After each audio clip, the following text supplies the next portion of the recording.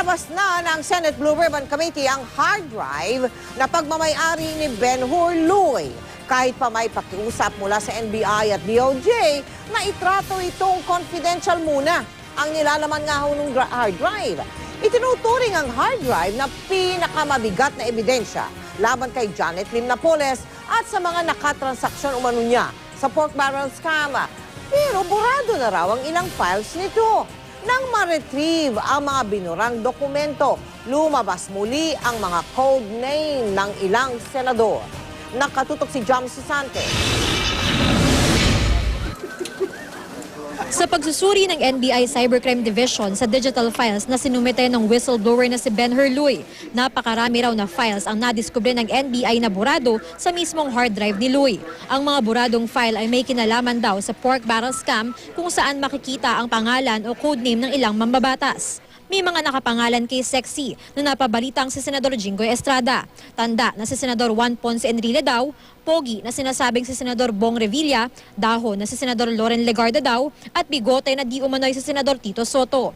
Lahat sila itinanggi na ng ilang beses na may binulos na sila mula sa bahagi ng kanilang pork barrel.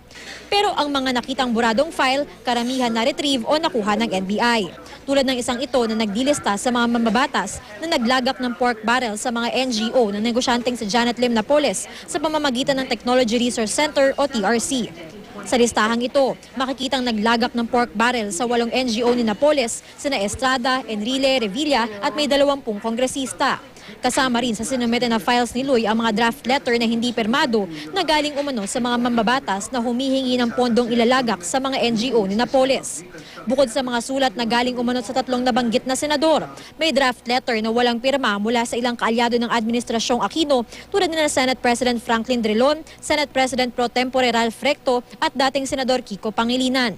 Sa mga sulat, humihingi sila ng 10 milyong pisong financial assistance mula sa Department of Agriculture o Department of Agrarian Reform para raw sa mga magsasaka. Ilang beses nang sinabi ni Drilon na wala siyang transaksyon sa mga NGO ng kakilala niyang si Napoles. Sa isang text message, sinabi ni Pangilinan na pag-aaksaya lang ng panahon ang paggugol ng oras sa mga walang basihang alegasyon.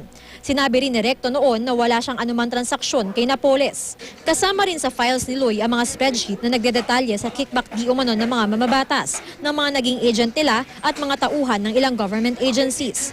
Kasama sa mga senador na nakita sa file ni Luy na nakipagtransaksyon umano sa mga NGO ni Napoles, si Senador Lito Lapid, Alan Peter Cayetano, dating Senadora Loy Estrada, Tessie Aquino Oreta, Ramon Revilla Sr. at Robert Barbers. Nauna na ring tinanggi ng karamihan sa kanila ang mga alegasyon.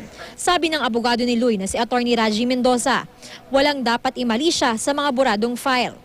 Wala naman sigurong tao na gumagamit ng computer na hindi nagde-delete. In fact, this will support his credibility. Mas believable ito na merong normal occurrences na nagde-delete ka ng files. Pag-aaralan daw ng mga senador ang digital records ni Ben-Hur Luy, gayon din ang mga affidavit ni Janet Lim Napoles. Saka sila magdedesisyon kung ano magiging susunod na hakbang kaugnay ng investigasyon sa pork barrel scam. Jam Sisante, Nakatutok, 24 Oras.